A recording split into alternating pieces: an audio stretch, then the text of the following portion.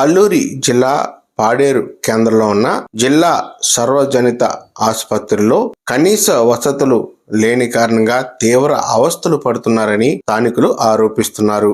గురువారం రాత్రి పలు సమస్యలతో కూడిన ఎమర్జెన్సీ కేసులను ఒకే అంబులెన్స్ లో 6 పేషెంట్లతో పాటు వారితో ఉన్న బంధువులను సైతం సుమారుగా 12 మందిని వివిధ అనారోగ్యం పాలైన వారిని ఒకే అంబులెన్స్ లో తరలించడాన్ని స్థానికులు వ్యతిరేకిస్తూ స్థానికంగా ఉన్న ఆ వైద్యురాలిని సిబ్బందిని నిలదీశారు. ఈ నేపథ్యంలో అక్కడ జరిగిన సంఘటనను వీడియో తీసి శుక్రవారం మధ్యాహ్నం 2 గంటల సమయంలో స్థానిక మీడియాకు వాట్సాప్ ద్వారా చేరవేశారు. గురువారం రాత్రి జరిగిన ఈ ఘటన నేపథ్యంలో వైద్యురాలు ఇచ్చిన వివరాల ప్రకారం సంబంధిత వైద్య నిపుణుల సూచనల మేరకు వైజాగ్ విశాఖ KGH కి కొంతమంది రోగులను తరలించే ప్రక్రియలో భాగంగా ఒకేసారి ఒకే అంబులెన్స్ లో 6 పేషెంట్లను పంపించడం జరుగుతుందని, ఇక్కడ అంబులెన్సుల కొరత నేపథ్యంలో ఒకసారిగా వెళ్లి అంబులెన్స్ లో సైతం వీరిని తరలించే ప్రయత్నం చేస్తున్నామని, అయితే అంబులెన్స్ లో 12 మంది సమ్గా పడుతున్నారని, వివిధ రోగాల బారిన పడిన వారిని విశాఖ తరలించే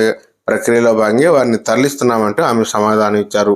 అయితే బాధిత కుటుంబాల వ్యక్తులు ఈ విషయాన్ని నిలదీస్తూ వీడియో తీశారు. ఒకే అంబులెన్స్ లో ఇంతమందిని పంపించడం కారణంగా సుమారుగా 120 నుండి 140 కిలోమీటర్ల ప్రయాణం ఎలా చేస్తారంటూ ప్రశ్నించారు.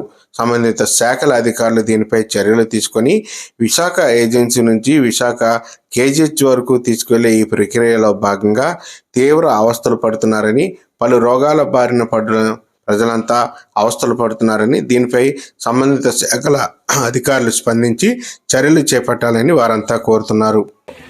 ఏమడగారు చెప్పారు? పద చూపించు, పద రండి, మీరు కూడా రండి, రండి, మీరు కూడా బాధితులు రండి.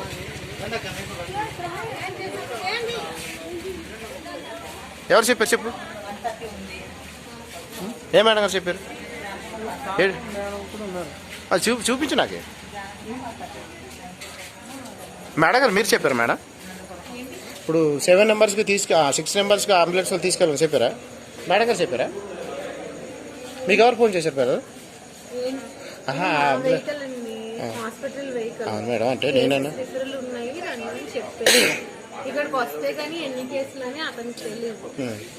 అతను తెలీదు. ఈ ఇప్పుడు వరకు నువ్వు ఎన్ని సంవత్సరాలు చేస్తున్నావు బ్రదర్ డ్యూటీలో? మేడం గారు మేము అలా అడుగుతాం, అంటే నేను అడిగేది ఇక్కడ అక్కడ ఇబ్బంది పడుతున్నారు పేషెంట్లు. పోలీస్ ఇంటర్వ్యూషన్ కాదు మేడం, నేను అడిగిన మీకు ఇబ్బంది పెట్టి మాట్లాడలేదు కదా మేడం గారు.